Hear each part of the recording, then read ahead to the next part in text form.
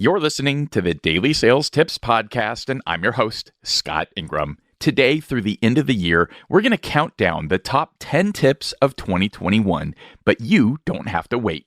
You can get the entire list by clicking over to dailysales.tips/best of 2021. No spaces.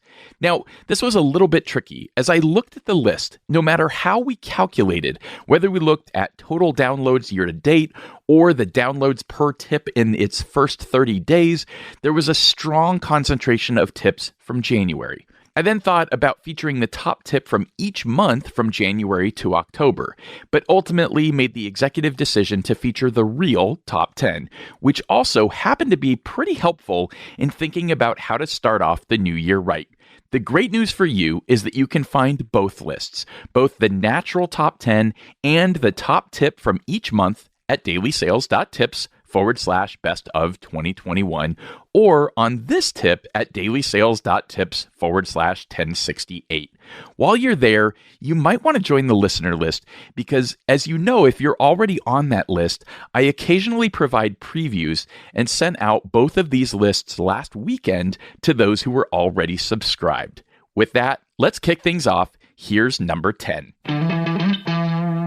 You're listening to the Daily Sales Tips Podcast, and I'm your host, Scott Ingram. Today's tip comes from Hannah Ajikawo. Hannah jumped into tech sales straight out of university in 2008. Today, she helps startups build and fix their sales process and methodology to create more predictable, sustainable, and scalable results. She loves keeping things human in sales. Here she is. My tip for you today is to get used to using scales.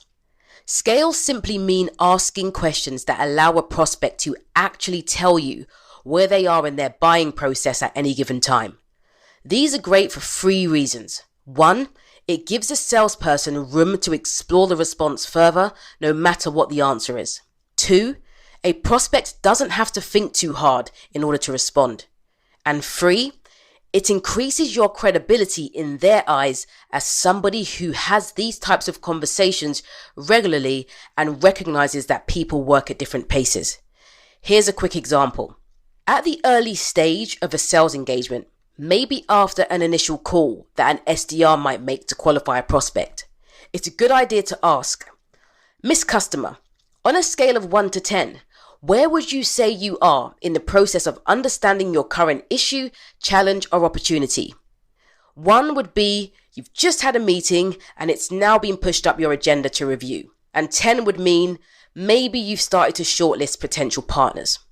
So as a salesperson, now that you know where a prospect is in their own words, you can plan the next part of the engagement better and you increase your chances of them committing because you're now supporting their process rather than simply moving them through your own sales process. For more from Hannah, subscribe to her YouTube channel where you'll find tons of free sales tips just like this. We've got links for you at dailysales.tips/754. Once you've done that, be sure to come back tomorrow for another great sales tip. Thanks for listening.